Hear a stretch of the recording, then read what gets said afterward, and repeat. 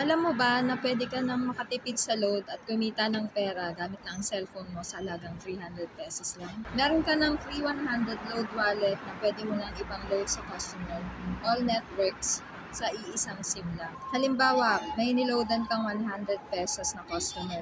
98 lang yung mababawas sa load wallet mo pero 100 pesos pa rin yung load nila na darating sa kanila. Kaya may kita ka agad na 2 pesos plus meron ka pang kita na 3 pesos or 5 pesos depende sa patong mo kada may magpapaload sa'yo. Pwede ka pang mag-activate ng 5 SIMs at babayaran ka rin nila sa pag-activate mo sa SIM nila kaya may extra kita ka pa. Wala pang deduction pag nag-command ka ng load sa system.